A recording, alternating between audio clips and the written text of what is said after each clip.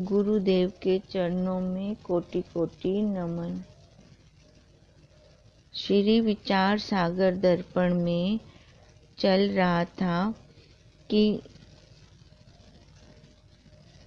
श्रवण, मनन और निध्यासन ये ज्ञान के साक्षात साधन नहीं है, परंतु इनसे क्या होगा, जो हमने असंभावनाएं, संशय पाल रखे हैं वो खत्म होंगे, उन दोषों की निवृत्ति होगी। अब संशय की परिभाषा हमने की थी कि एक में विरुद्ध अनेक कोटि वाले ज्ञान को संशय कहते हैं। देखो, संशय हमें कब होता है, जब हमें उस वस्तु के बारे में भी थोड़ी जानकारी है और थोड़ी जानकारी नहीं भी है, तब हमने वहाँ संशय किया।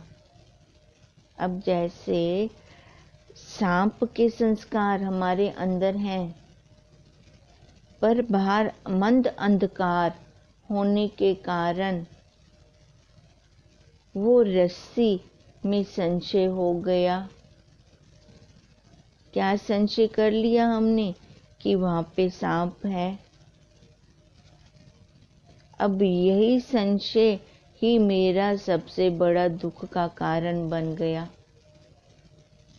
अब ऐसे ही मैंने संशय कर लिया, मैं हूँ तो ब्रह्म, पर बन क्या बैठी। जैसे रस्सी को मैंने पक्का बना लिया, ऐसे ही मैंने इस देह भाव को, अनात्मा को और संसार को पक्का बना दिया, और इस संशय के कारण मेरे को दुख हो रहा है, शोक हो रहा है, संताप हो रहा है।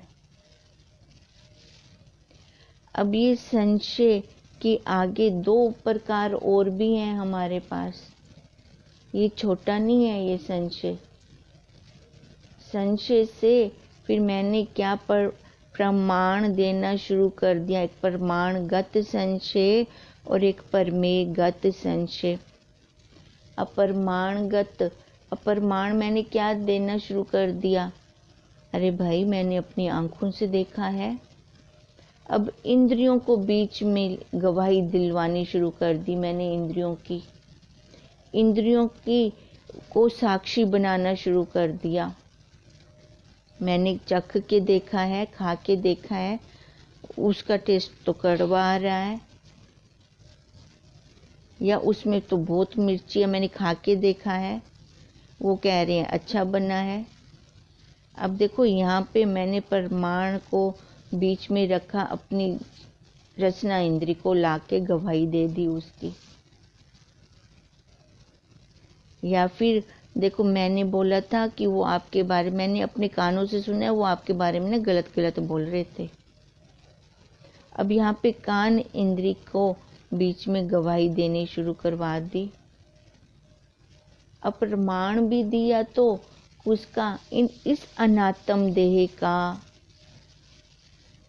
अब ये अनात्म देह से संशय और बढ़ते गए, क्योंकि इन इंद्रियों को मैंने गवाही के रूप में लेना शुरू कर दिया। अब ये प्रमाणगत संशय की निवृत्ति कैसे होगी। अब जितना भी मैंने लिया, ये द्वैत्व को लिया, अब ये सारा द्वैत्व खत्म कब होगा,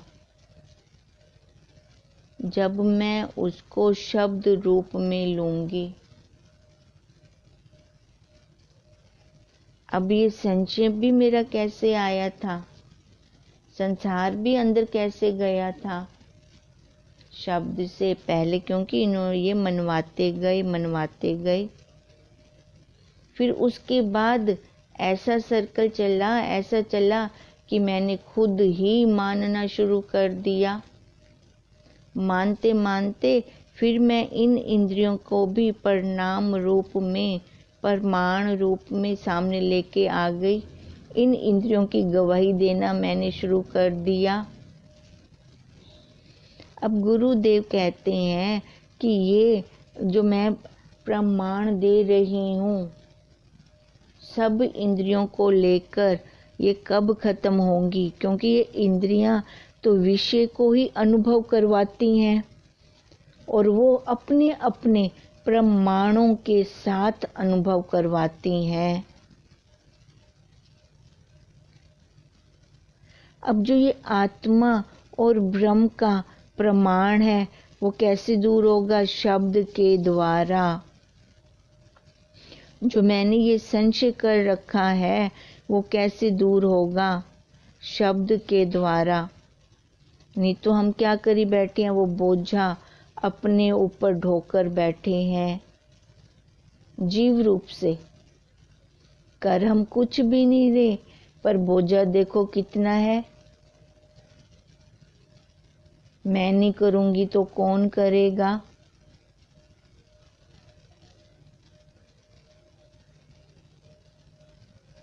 करने वाला तो वही परमात्मा, सबकी प्रारब्ध पहले उसने बना दी पर हम उसको ना देखकर गधे की तरह बोझा ढो रहे हैं, क्योंकि खुद हम कर्ता बनकर बैठ गए। हमें दिखता वही है संसार में। इस संसार में हम क्या देख रहे हैं? कर्म करते हैं तभी तो कुछ प्राप्त होता है।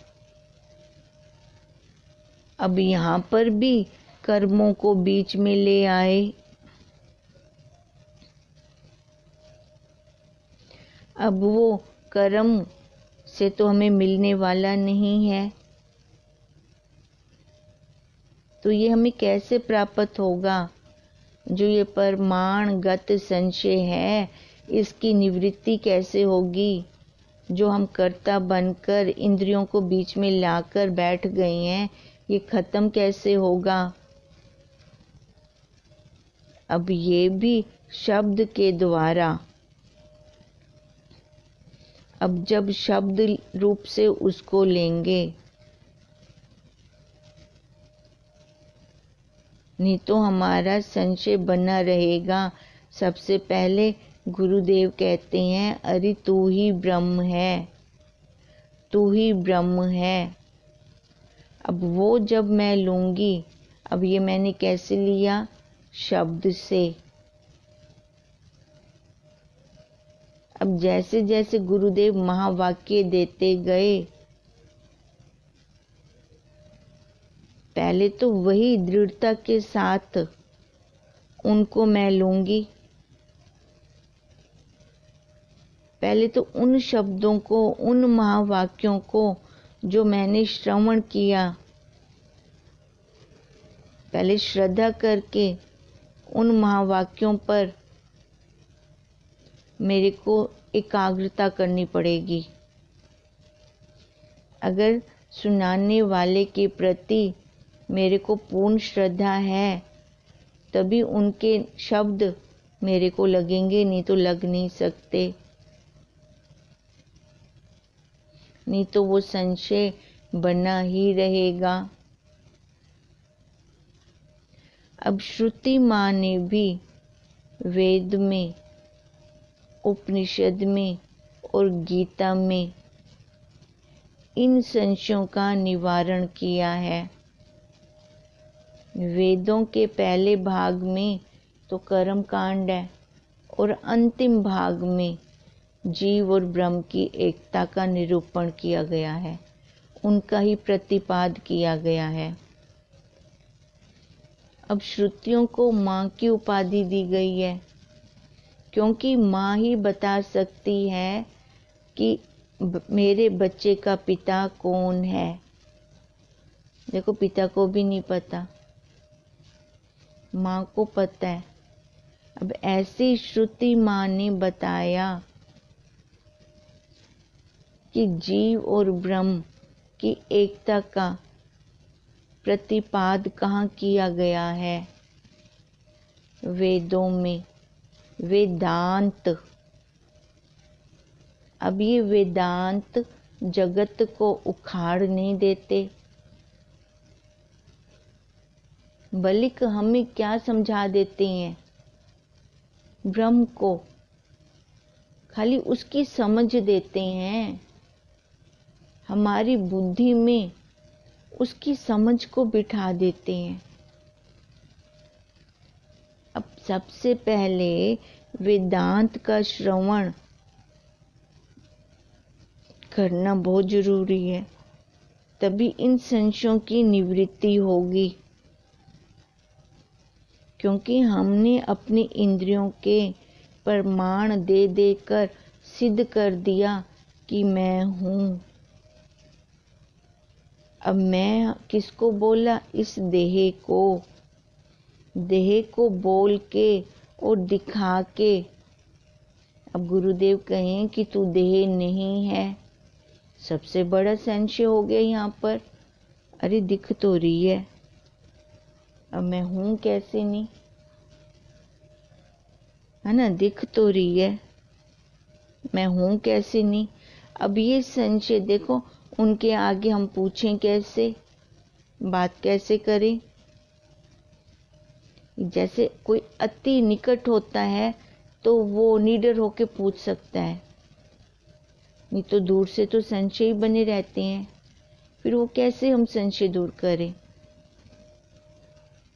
फिर श्रुति माँ ने बोला, सबसे पहले श्रवण करो। अब श्रवण से ही ये प्रमाणगत संशय नष्ट होंगे, क्योंकि हमने प्रमाण दे देकर इसको सिद्ध कर रखा है कि मैं हूँ। इस अनात्म देह भाव वाली वृत्ति को बहुत कस के पकड़ रखा है। जब तक ये अनात्म देह भाव वाली वृत्ति थोड़ी ढीली नहीं होती ना, तब तक हमारा काम नहीं बनेगा। थोड़ा इसको पहले ढीला करें, अनात्म देह भाव वाली वृत्ति को, फिर जाकर हम देखना शुरू करेंगे। वो श्रवण से ये प्रमाणगत संशय नष्ट होंगे। पहले श्रद्धा करके कि जो मेरे गुरुदेव कह रहे हैं वही सत्य है। फिर वो प्रमाण हमें किस चीज के देते हैं हमारे गुरुदेव? ज्ञान के। अब ज्ञान के द्वारा ही, क्योंकि ज्ञान का अनुभव होता है, दिखने में आता है क्या? अनुभव होता है वो। अब अगर उसका अनुभव करते गए तो ये शरीर भाव को हटाते जाएंगे। क्योंकि ज्ञान में मैंने जाना कि जो एक रस रहता है वही सत्य होता है, वही चित्त होता है, वही आनंद रूप होता है। फिर गुरुदेव ने वो श्रवण करवाया, तो पहले तो मैंने शब्दकोश बनाया, मैं ब्रह्म हूँ, भले पता नहीं कुछ भी। अब गुरुदेव ने तोते की तरह रटाया तो मैंने रटा। पहले वो शब्दकोश तो बने। जो ये प्रमाण दे देकर मैं बैठी थी इंद्रियों के कि मैं सच्ची हूँ, हाथ मेरे कर रहे हैं, मैं देखी तो रही हूँ, हाथ गवाही दे रही हैं कि मैंने ये काम किया है। तो ये अनात्मा को सच्चा मान रखा था, पर उस आत्मा के बिना तो ये हाथ कुछ कर ही नहीं सकते। अब इसलिए देखो, विचार चंद्रोदय की दूसरी तीसरी कला अगर हम लेते हैं ना, उसमें निश्चल दास जी ने क्या किया हुआ है, सारा यही बताया हुआ है। हाथ मैं नहीं, मेरे नहीं, मैं इनसे असंग, इनको देखने वाला। आंख मैं नहीं, मेरे नहीं, मैं इनसे असंग, इनको देखने वाला। पहले तो ये वाला शब्द बनवाया, चाहे हमें नी ध्यान में नहीं पता चलता, क्लियर नहीं होता, खुलता नहीं, पहले ये शब्द कोश तो बने। ऐसे संशय श्रवण, शब्द मतलब श्रवण, वहां से शब्द हुए और इधर कान इंद्री ने श्रवण किए, गुरुदेव ने महावाक्य दिए और इधर इंद्री ने श्रवण किए, तभी ये प्रमाणगत संशय ढीले होंगे। फिर उसके बाद परमेगत संशय। अपरमेगत संशय किसको कहते हैं? जीव व ब्रह्म की सत्यता को जो प्रकट करते हैं, जो अंदर, उसके अंदर विषय क्या है। अब जैसे मैं विषय को खोलती जाऊंगी तो उसकी मेरे को अनुभव भी तो होगी, अनुभूति भी तो होगी। अब इसके अंदर क्या है? अब जैसे मानो कि मैंने कोई सब्जेक्ट उठाया हिंदी। अब हिंदी का जो उसके अंदर क्या है, हिंदी तो उसका मैंने नाम ले लिया। अब उसका विषय, उसके अंदर क्या मेरे को मिलेगा?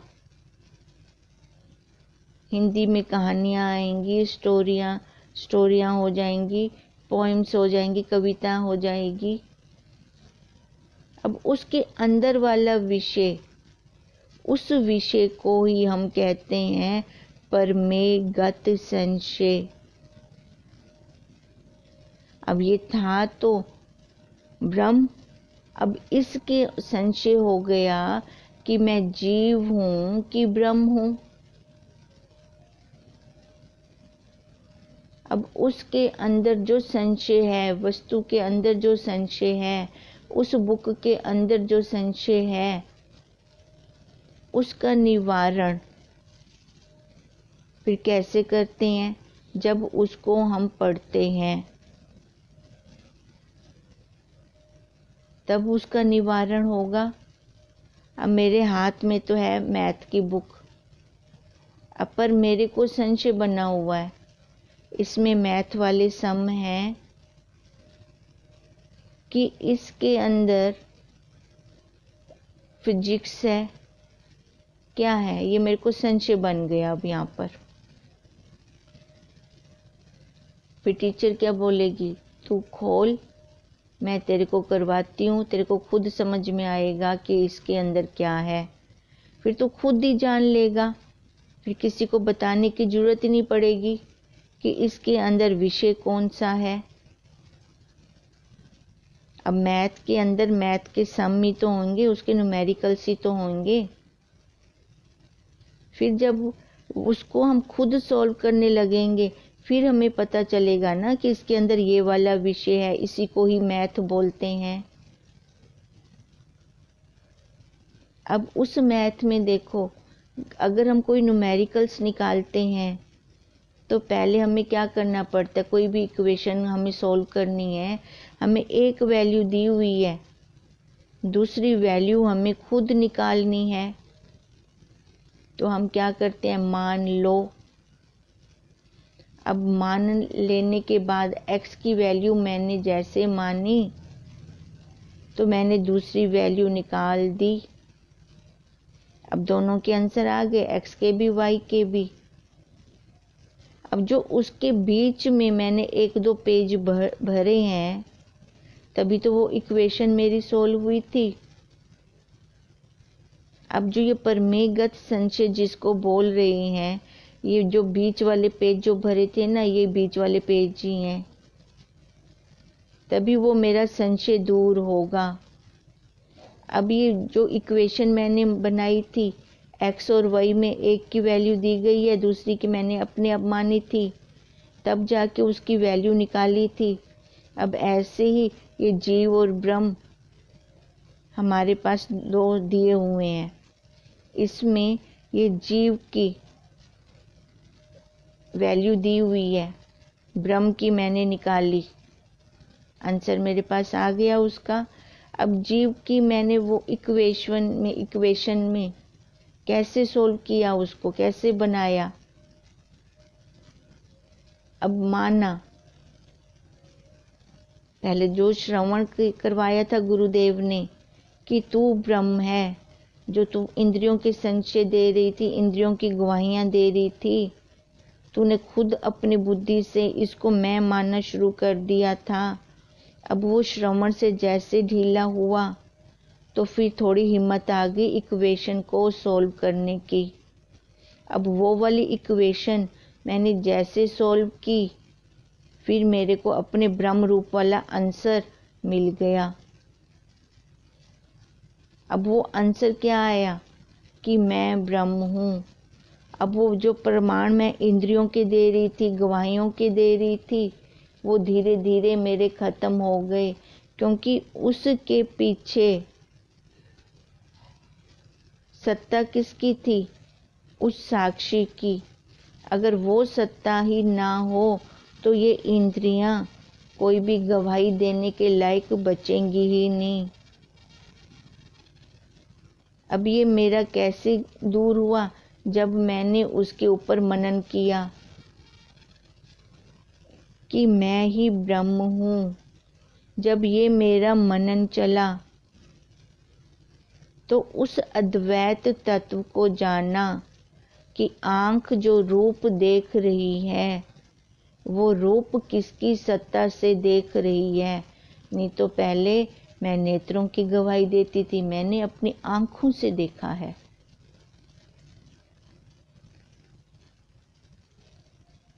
फिर आगे सामने से आया, आँख तो मुर्दे की भी है, वो क्यों नहीं देखता?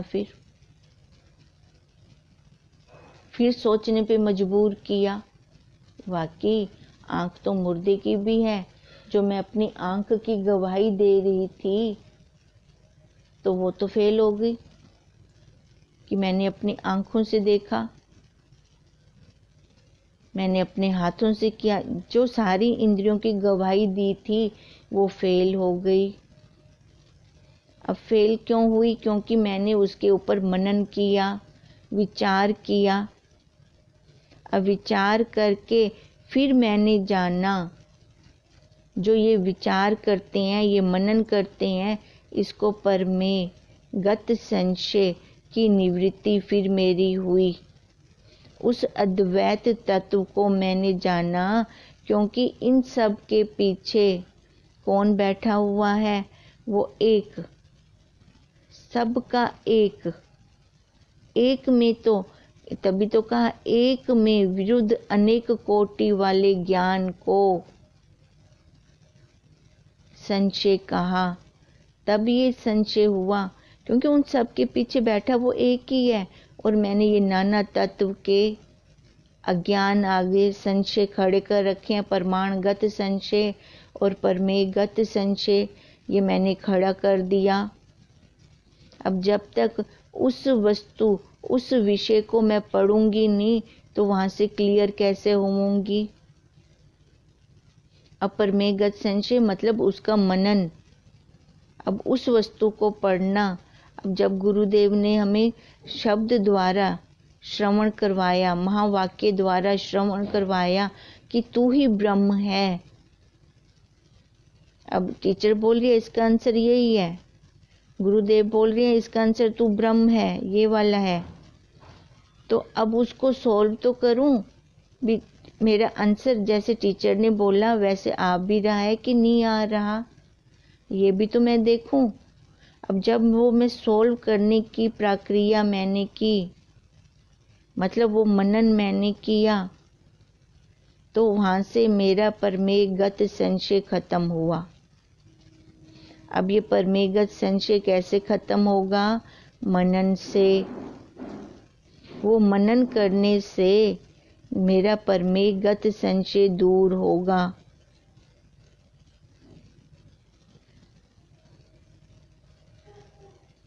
अब देखो, अब इसके बाद वो विपरीत भावना, अब ये संशय तो मेरा खत्म हो गया। अब ये जो हमारी विपरीत भावना भी तो है।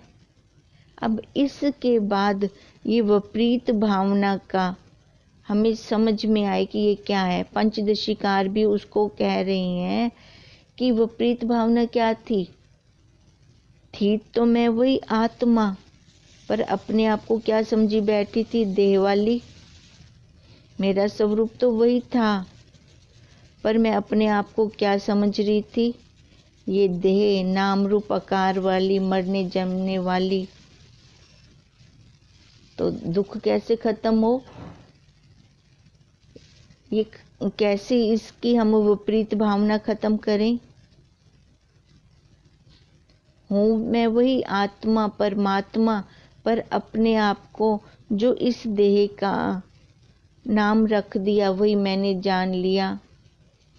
नाम रूप आकार वाली मैं बन गई। अब ये नाम रूप आकार वाली जैसे मैं बनी और मैंने अपने भी बना दिए। अब यहाँ पे क्या होगी? ये सारी विपरीत भावना होगी। मैं मेरा खड़ा कर दिया। अब मैं मेरे में ये तो सबसे बड़ा दुख है, क्योंकि यही अज्ञान का सबसे बड़ा कारण है। अब मैं मेरा कहाँ होता है? पदार्थों में, रंग रूप आकार में। और झगड़े भी कहाँ होते हैं? रंग रूप आकारों में ही तो झगड़े होते हैं, क्योंकि ये टिकने वाले नहीं है। ये ऐसे प्रवाही हैं, इनको प्रवाह होने दें। अगर जब हम इनको रोकने की कोशिश करते हैं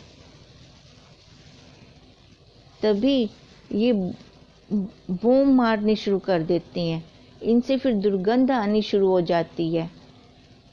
इनको बहने दें, चलने दें। चलता हुआ पानी साफ रहता है। चलता हुआ पानी में कोई बीमारी भी नहीं लगती। अगर एक जगह रोक देते हैं इस पानी को तो देखो फिर वहाँ से मच्छर भी पैदा होते हैं और बीमारियाँ भी लगनी शुरू हो जाती हैं। तभी डॉक्टर्स लोग बोलते हैं कि एक जगह घर में कहीं पानी तो नहीं रुका हुआ।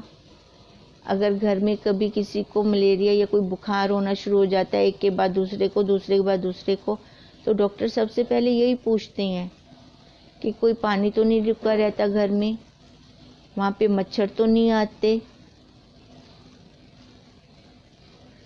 वहीं से तो बीमारियां आती हैं।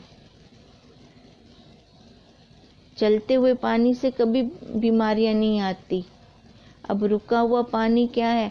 जो हमने अपने देह भाव वाले विचार रोक रखे हैं, इनको हमने सच्चा सच्चा कर रखा है। मैं ना करसा ता कौन कर से। ये कितनी हमने जकड़ पकड़ कर रखी है अपने देह के साथ। जो दिख रहा है ना उसको ही हमने सच्चा मान लिया है। यही सबसे बड़ी विपरीत भावना हो गई है। जैसे सीपी पदार्थ का जो स्वरूप है उसके उस स्वरूप को छोड़कर उसे अन्यथा चांदी रूप से समझ लिया जाए तो सबसे बड़ी ये विपरीत भावना है। सीपी में जब चांदी की भ्रांति होती है यही विपरीत भावना है। वो सीपी प्योर है ये आत्मा प्योर, पर इसमें नाम रूप आकार वाली जब ये भ्रांति हो गई, यही सबसे बड़ी विपरीत भावना है। यही दुख का कारण है। ये जब तक विपरीत भावना नहीं काटते हम, तब तक हम आगे नहीं चल पाएंगे। अब इसको ही सच्चा मान लेते हैं। अतत्व को तत्व समझ लेना ही ये विपरीत भावना है। जैसे किसी नासमझ बालक या युवक को पिता आदि हितैषियों में शत्रु बुद्धि हो जाती है, उसे भी विपरीत भावना ही कहते हैं। जो चीज है नहीं उसी को मैंने मान लिया। देह ये टिकने वाली नहीं है, रहने वाली नहीं है, इसी को ही मैंने सच्चा मान लिया। यही अध्यास, अधूरा देखना ही अध्यास है, भ्रांति है। जैसे रस्सी में सर्प की भ्रांति कर ली। जो ये वाली अविद्या वाली वृत्ति है, इसी को ही भ्रांति ज्ञान कहते हैं, विपरीत ज्ञान कहते हैं। और ये विपरीत ज्ञान हमारा कैसे जाएगा? ये निध्यासन से इस विपरीत ज्ञान की निवृत्ति होगी।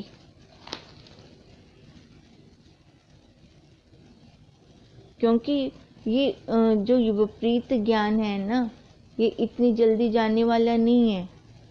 खुद देखें, हमें श्रवण करते करते कितने साल हो गए, फिर भी उतनी दृढ़ता क्यों नहीं आई? क्योंकि इस लक्षण के अनुसार देह आदिकों को आत्मा समझना तथा जगत को सत्य मान बैठना, यही विपरीत भावना हमारी खत्म ना हुई।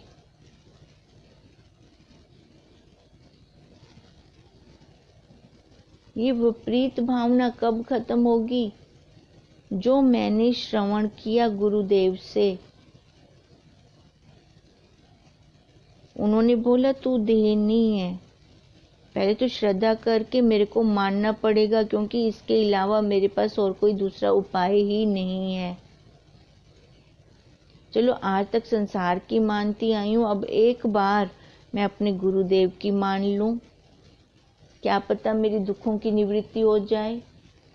अब जब मैंने एक बार उनका कहा मानना, कब मानूंगी? जब वो उन महावाक्यों का मनन करूंगी, उस विषय को आगे मैं खोलूंगी, फिर उसके बाद वहां से मेरे परमेगत निवृत्ति, संशयों की निवृत्ति हुई। फिर ये विपरीत भावना, अब विपरीत भावना जो सबसे पहले मैंने अपने आप को देह वाला मान रखा है, मरने जन्मने वाला मान रखा है, अब उन वाक्यों का, महावाक्यों का मनन इतना होगा कि वो क्रिया में आएंगे। अब वो जो क्रिया में आएंगे तो ये विपरीत भावना निधि आसन से ही जाएगी।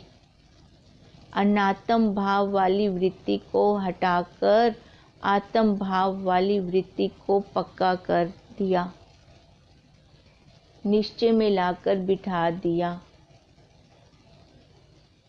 सच्ची बात यह है कि यह आत्मा देह आदियों से भिन्न और यह जगत मिथ्या है। ऐसा होने पर भी आत्मा को तो देह आदि रूप मान लेना तथा जगत को सत्य समझ लेना, यही सबसे बड़ी विपरीत भावना है।